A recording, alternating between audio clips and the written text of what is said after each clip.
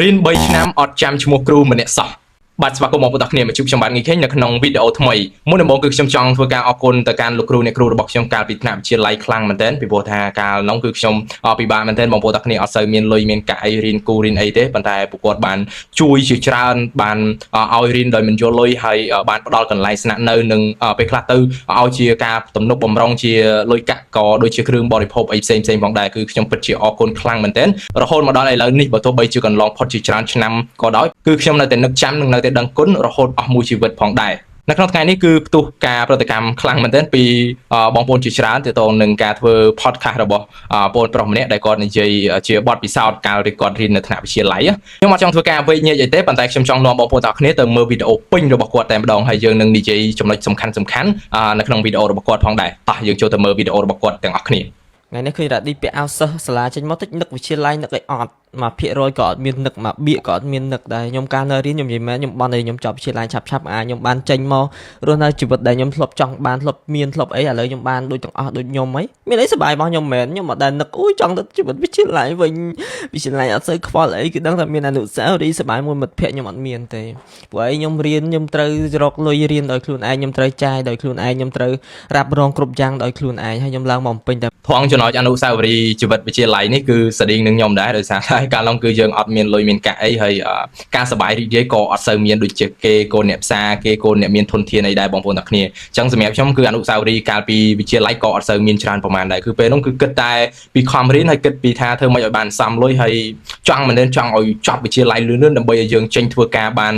ានលុយមកផ្គត់ផ្គង់ខ្លួនឯងបងប្អូនទាំងគ្នាឯងគឺនិយាយទៅម្នាក់ឯងណាចឹងខ្ញុំអត់មានទៅសប្បាយជាមួយជីវិតវិទ្យាល័យអស់ហ្នឹងទេអញ្ចឹងនេះគឺជាសញ្ញាបត្ររបស់ខ្ញុំអូក៏មុខនេះចេញមកគឺមុខបញ្ញវន្តតែម្ដងមុខខ្ញុំនេះគឺសិស្សអ្នករៀនអ្នកសូត្រឥឡូវខ្ញុំសូមចែកលេខពីប្រវត្តិជីវិតការសិក្សានៅវិទ្យាល័យរបស់ខ្ញុំតិចខ្ញុំទៅរៀនហ្នឹងគឺមិនសូវដែរទាត់ម៉ោងទេទៅរៀនគឺអត់សូវចូលចិត្តគឺធុញ environment ហ្នឹងមែនទៅរៀនគ្រូញក់គម្រាមកាត់សក់រាល់ថ្ងៃខ្ញុំ stress បន្តអញ្ចឹងខ្ញុំចង់ឆាប់មករៀនសាកលវិទ្យាល័យខ្ញុំធ្វើមិនក៏បានតែក្បាលវ៉ាល់ដាក់សក់ពោមានអាហារដែរខ្ញុំយល់ថាសាលាវិទ្យាល័យគេមានវិន័យមានអីចឹងទៅប៉ុន្តែខ្ញុំមានអារម្មណ៍ធុញព្រោះខ្ញុំធំអាយុខ្ញុំច្រើនជាងគេខ្ញុំរៀននៅវិទ្យាល័យមែនតែអាយុខ្ញុំច្រើនជាងគេនៅមួយថ្នាក់ខ្ញុំបងគេហ្មងហើយសួរឥឡូវចិត្តប្រឡងការខ្ញុំរៀនហ្នឹងខ្ញុំធ្វើមិនខ្ញុំអត់ធ្វើមិនអីខ្ញុំរៀនគ្មានអាណាអូសក្បាលខ្ញុំបានទេប៉ុន្តែពេលហ្នឹងភ័យខ្លាចធ្លាក់ខ្លួនឯងទៅរៀនខ្លួនឯងអូតូហ្មងអូសគ្មានអាណាអូសក្បាលយើងបានតែយើងអត់ចង់និយាយទៅយើងចង់ពីក្នុងអាពេលហ្នឹងខ្ញុំសុកភ័យខ្លួនងើបទៅរៀនហើយការខ្ញុំនៅរៀនខ្ញុំអត់សូវបានទៅរៀនទេហើយខ្ញុំក៏អត់សូវបាននិយាយទៅអត់ដែលទៅរៀនគួរហ្មងនៅភ្នំពេញបើទៅរៀនគួរចប់ហ្មងរៀននៅភ្នំពេញវិទ្យាល័យនៅភ្នំពេញសិស្សភាគច្រើនគឺគេផ្ដោតលើរៀនគួរគ្រូមកបរិញ្ញាបត្រអត់សូវបរិញ្ញាទេឈរភាគច្រើនហ្មង20សិស្សឲ្យទៅរៀនគួរអញ្ចឹងទៅអូគាត់ថាចិត្តប្លន់ចេះគាត់ខំបរិញ្ញាតែគាត់នៅអង្គុយលូ20សិស្សឲ្យទៅរៀនគួរហើយខ្ញុំអញ្ចឹងខ្ញុំអត់ចូលចិត្តទេហើយសិស្សអូគេទៅរៀនគួរបាក់ទឹកបាក់ដីខ្ញុំចង់ឈ្នះគ្រូខ្ញុំអត់ទៅរៀនខ្ញុំមួយឆ្នាំខ្ញុំទៅរៀនគួរ3ថ្ងៃឲ្យគត់ពីទី10ដល់ទី12ខ្ញុំទៅរៀនតែគួរតែទី12ទេហើយរៀនទី12មួយឆ្នាំខ្ញុំរៀនបាន3ថ្ងៃដើមឆ្នាំមួយថ្ងៃពាក់កណ្ដាលឆ្នាំមានអារម្មណ៍ថាភ័យខ្លាចហួសពេលមើលវីដេអូគេអូសមើលវីដេអូ motivate ក៏ទៅរៀនមួយថ្ងៃទៀតទៅចុងឆ្នាំខ្លាចធ្លាក់ទៅរៀនមួយឆ្នាំមួយថ្ងៃទៀតទៅទាំងអស់សរុបសម្រាប់បទពិសោធន៍ទាក់ទងនឹងការរៀនគូគឺខ្ញុំទទួលស្គាល់គឺខ្ញុំធ្លាប់ជួបបទពិសោធន៍ផ្ទាល់នៅពេលដែលយើងអត់ទៅរៀនគូជាមួយគាត់ដែលគាត់ជាគ្រូបន្ទប់ថ្នាក់គាត់ត្រូវបរិញ្ញានៅក្នុងថ្នាក់យើងគឺយើងអត់ទៅរៀនមួយគាត់គឺគាត់អត់សប្បាយចិត្តទេគឺគាត់អត់សប្បាយចិត្តហើយគាត់ចឹងទៅគឺគាត់អត់ចង់និយាយមួយយើងទេបើទោះបីជាយើងស៊ូយើងអីពេលខ្លះទៅគាត់ឆ្លើយដោយផ្សាយមកវិញនេះជាបទពិសោធន៍ផ្ទាល់មិនមែនចេះតែនិយាយទេតែខ្ញុំនិយាយនេះគឺមិនបានមានន័យថាលោកគ្រូអ្នកគ្រូទាំងអស់គឺគាត់សិតតែបែបហ្នឹងទេគឺខ្ញុំនិយាយតែមួយចំនួនតូចដែលបទពិសោធន៍ខ្ញុំជួបផ្ទាល់តែប៉ុណ្ណោះហើយមានលោកគ្រូអ្នកគ្រូជាច្រើនទៀតដែលគាត់ល្អមែនទែនទោះបីយើងទៅរៀនគូមួយគាត់ឬក៏អត់ទៅក៏ដោយគឺគាត់នៅតែបង្រៀនដោយពេញចិត្តដោយក្តីស្រឡាញ់ចែករំលែកមកកាន់សិស្សទាំងអស់គ្នាដោយគាត់យល់ថានេះជាជំរើសរបស់សិស្សដែលទៅរៀនគូជាមួយគ្រូណាក៏បានដែរមិនចាំបាច់តែមករៀនជាមួយនឹងគាត់ទេឆ្នាំនេះខ្ញុំរៀនគូ3ថ្ងៃអង្គុយរៀនខ្ញុំអានសភើខ្លួនឯងខ្ញុំទិញអីមករៀនខ្ញុំរៀនតែប្រហែលជា2ខែចុងក្រោយទេហើយនិទេសដែលខ្ញុំទទួលបានគឺនិទេសដេដោយសារខ្ញុំធ្វើការខ្ញុំរវល់ថតរវល់អីចឹងទៅគ្មានណាអត់សូវបានទៅរៀនដូចគេទេហើយគេអូសិស្សទៅរៀនគូរៀនអីរាល់ថ្ងៃអីចឹងទៅចង្រៃប្រឡងមក10ធ្លាក់ចឹងគាត់ថាវាមិនអាស្រ័យទៅលើរៀនគួរតែបើចង់ទៅក៏ទៅខ្ញុំអត់មានហាមឃាត់ទេណាគាត់ថាបើខ្ញុំអត់ចូលចិត្តខ្លះទៅរៀនដើម្បីអេបអបដើម្បីសុំមេរៀនសុំចម្លើយពេលប្រឡងប្រចាំខែទុកមើលចឹងណាហើយខ្ញុំមិនមែនជាសិស្សចេះអេបអបចេះអីខ្ញុំទៅរៀនគឺដឹងតែរៀនតែគ្រូពេលខ្លះខ្ញុំអត់សួរខ្ញុំរៀនប្រហែលឆ្នាំ3ឆ្នាំខ្ញុំស្គាល់ឈ្មោះគ្រូមួយអត់ចំណុចនេះគឺជាចំណុចដែលក្តៅដែលធ្វើឲ្យបងប្អូនយើងធ្វើការប្រតិកម្មជាខ្លាំងថារៀន3ឆ្នាំគឺអត់ អត់ស្គាល់ឈ្មោះគ្រូអត់ចាំឈ្មោះគ្រូយើងក៏ដឹងថាបទពិសោធន៍របស់គាត់ស្ថានភាពដែលគាត់ជួបគឺយ៉ាងណាដែរប៉ុន្តែថងចំណុចនេះខ្ញុំទទួលស្គាល់ថាគាត់និយាយរឿងលើសគាត់និយាយគឺវាលើសពីការពិតព្រោះយើងរៀនជាមួយគ្រូចង់មិនចង់គឺយើងប្រកាសជាស្គាល់ឈ្មោះគ្រូហើយយើងរៀន3ឆ្នាំហើយសម្រាប់បើសិនជាវិទ្យាល័យនៅតាមខេត្តដូចខ្ញុំទៀតគឺគ្រូគឺអត់ផ្លាស់ប្ដូរទៅណាទេពួកគាត់រៀនទី10 11 12គឺគ្រូថាគ្រូដដែលទេបងប្អូនទាំងគ្នាគ្រាន់តែអាចថាផ្លាស់ប្ដូរម៉ោងផ្លាស់ប្ដូរថ្នាក់អីផ្សេងចឹងទៅតែខ្ញុំរៀនវិទ្យាល័យគឺខ្ញុំបានឲ្យទៅចប់វិទ្យាល័យឆាប់ទេដើម្បីអីបានបន្តជីវិត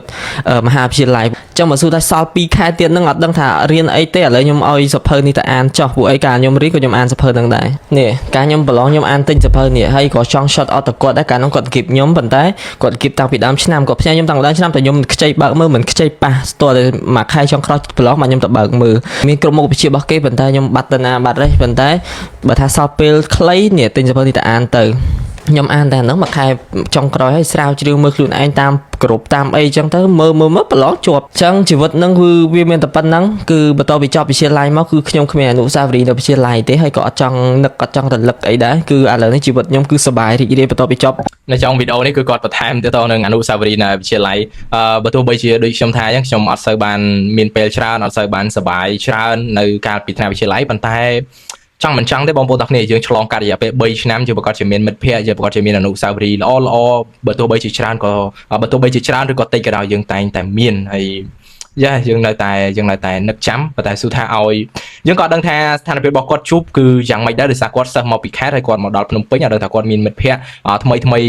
យ៉ាងម៉េចដែរគាត់ជួបស្ថានភាពយ៉ាងម៉េចដែរយើងក៏មិនដឹងដែរបងប្អូនទាំងគ្នា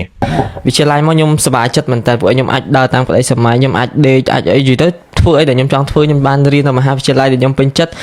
ខ្ញុំចប់វិទ្យាល័យភ្លាមខ្ញុំដឹងថាខ្ញុំត្រូវរៀនអីទាំងអស់អញ្ចឹងទៅខ្ញុំអត់ខ្វល់ខ្វាយពីខ្សែជីវិតរបស់ខ្ញុំទេគឺខ្ញុំមាន plan រៀបចំសម្រាប់ខ្លួនឯងអញ្ចឹងណាចាំវីដេអូខ្ញុំមានតែប៉ុណ្្នឹងទេអរគុណច្រើនជម្រាបលាដល់អ្នកបាយបាទបងប្អូនទាំងគ្នាវីដេអូរបស់គាត់គឺចប់ត្រឹមហ្នឹងអ្វីដែលខ្ញុំចង់សរុបជារូបមកវិញដូចបើសិនជាបងប្អូនបានអាន caption របស់គាត់គឺបងប្អូនអាចនឹងយល់ហើយទម្លាក់នៃការប្រតិកម្មទៅលើគាត់ដោយភ្លាមគាត់បានលើកឡើងហើយនៅក្នុង caption របស់គាត់ថានេះគ្រាន់តែជាបទពិសោធន៍ផ្ទាល់ខ្លួនរបស់ខ្ញុំទេអញ្ចឹងមកន័យថានេះជាបទពិសោធន៍របស់គាត់ទេបងប្អូនទាំងគ្នាមិនបូករួមមិនសរុបទាំងអស់ថាគ្រប់គ្នានឹងបែបហ្នឹងទេគឺជាបទពិសោធន៍របស់គាត់គឺជាអីដែលគាត់ជួបគឺជាអីដែលគាត់បានឆ្លងកាត់នេះយើងគូតែទម្លាក់នៃការប្រតិកម្មដោយបានស្ដាប់វីដេអូតែខ្លីដោយមិនបានស្ដាប់វីដេអូទាំងមូលពេញតែម្ដងគឺសង្គមរបស់យើងតែងតែជួបបញ្ហាមួយគឺយកវីដេអូខ្លីបើថាវីដេអូនឹងច្រើននាទីគឺយកត្រឹម30វិនាទីមក40វិនាទីហើយយកទៅផុសធ្វើឲ្យបងប្អូនជាងជាច្រើនប្រតិកម្មដោយគាត់មិនបាន